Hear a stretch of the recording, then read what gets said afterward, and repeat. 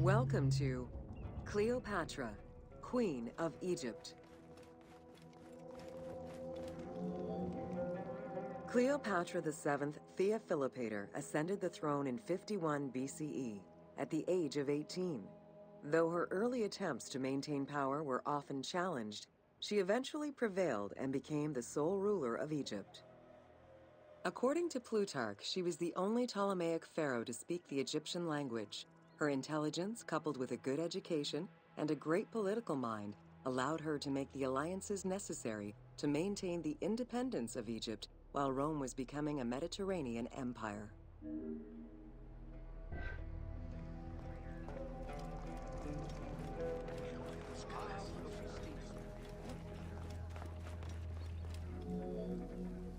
It is important to understand that Cleopatra's knowledge of Egyptian language and keen understanding of the culture allowed her to make powerful ideological referents that resonated with ancient Egyptians. By associating herself with the goddess Isis, the divine mother, great of magic, and repository of divine essence, Cleopatra firmly established herself as the protector of the two lands and legitimized her place on the throne.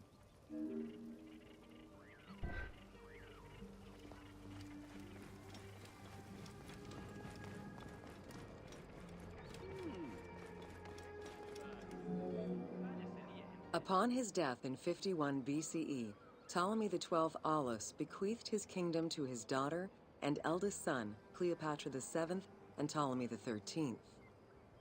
As was custom, the siblings were married. The new pharaoh was 10 years old, his sister wife 17. The early years of their reign were not easy. Between 50 and 48 BCE, droughts and floods aggravated Egypt's problems.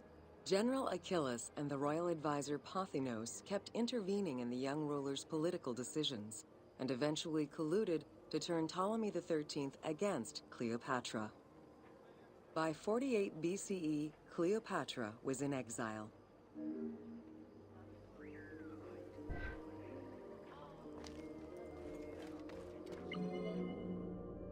During Cleopatra's exile, the Roman Empire was not without its own internal conflict. Caesar and Pompey were at war with one another, and after his defeat in 48 BCE, Pompey fled to Alexandria in the hope of finding refuge. This turned out to be an unwise decision. Listening to his advisors, Ptolemy XIII elected to have Pompey assassinated, his head kept as a gift, in the hopes of acquiring Caesar's favor. This gambit backfired.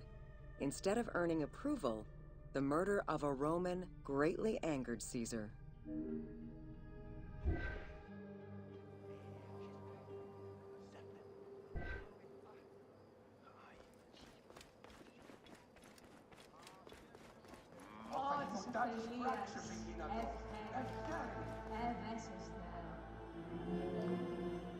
Cleopatra, aware of Caesar's anger against Ptolemy for the murder of Pompey, decided to take advantage of the situation. She returned to Egypt in secret, hoping to establish an alliance with one of the most powerful men of the time.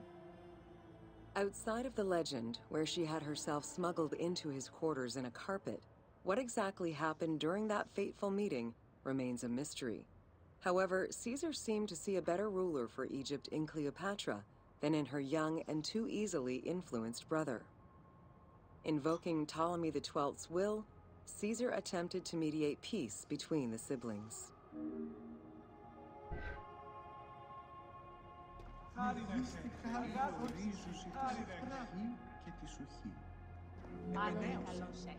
Ptolemy XIII was enraged by the turn of events, and his advisors were none too happy to see Cleopatra return. Urged on by General Achilles and Pothinos, the young pharaoh plotted against Caesar and Cleopatra, resulting in the siege of Alexandria in 47 BCE. It was in March 47 BCE that Caesar defeated Ptolemy XIII's forces. The young pharaoh drowned in the Nile after having fled the battlefield. With her opponents dead or powerless, Cleopatra married her other much younger brother, Ptolemy XIV, and finally claimed the throne of Egypt for good. The end of the Alexandrian War also cemented the romantic and political alliance between Cleopatra and Caesar.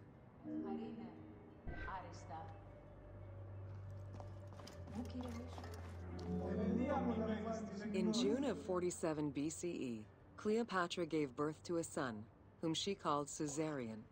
Caesar did not accept the boy as his heir, choosing instead his nephew Octavian. Nonetheless, on his return to Rome, Caesar invited the queen and her brother husband to stay in the city. Her presence still drew much disapproval from the Senate.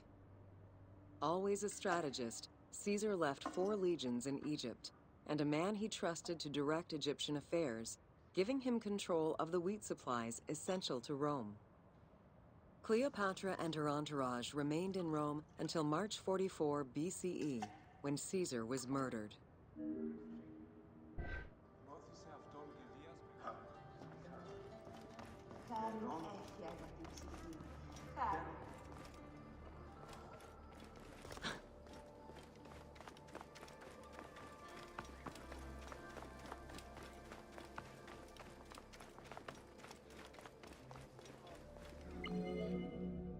Caesar's most faithful ally, Mark Antony, often visited the Queen of Egypt during his stay in Rome. Unlike most, he recognized the legitimacy of Caesarion, the natural son of Caesar. Antony knew he would need the riches of Egypt in order to fight Octavian and claim the Roman Empire. Cleopatra, in return, saw a powerful ally. In the winter of 41 BCE, she arranged a sumptuous tour of Egypt by boat to show Antony the wealth of her country and the power she held as its ruler. A romantic and political relationship followed. The Roman Senate was once again most displeased. To calm spirits in Rome, Antony married Octavia, sister of Octavian.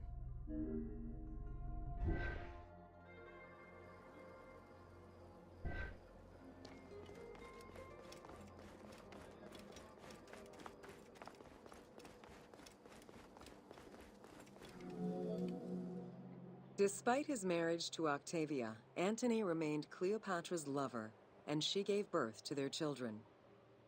Cleopatra increased her kingdom's territory and started a political propaganda alongside her lover in Egypt and beyond. She hoped to create a Ptolemaic federal empire with Alexandria at its center. Antony eventually repudiated his Roman wife for the Egyptian queen, much to the dismay of the Roman elite. However, while Mark Antony focused on Egypt, Octavian carefully gained military and political ascendancy over him in Rome.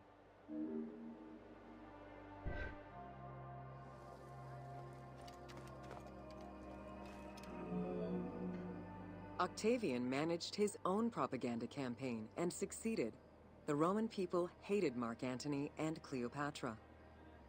To avoid the censure still inherent in attacking a fellow Roman, Octavian simply declared war against Egypt.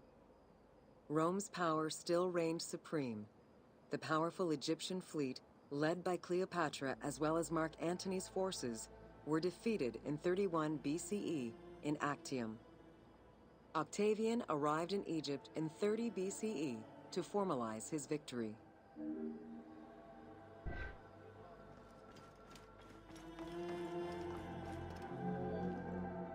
The following events remain difficult to confirm due to the many versions and legends around them. It is believed that after hearing a rumor about Cleopatra's suicide, Mark Antony committed suicide himself. He was brought to the queen as he slowly passed away. Knowing that Octavian would have her chained and paraded through Rome in defeat, Cleopatra planned her own suicide. She most likely killed herself with arsenic, though admittedly, the version where she uses an asp to deliver a fatal bite may be considered more dramatic. What happened to the body of Cleopatra is still a mystery.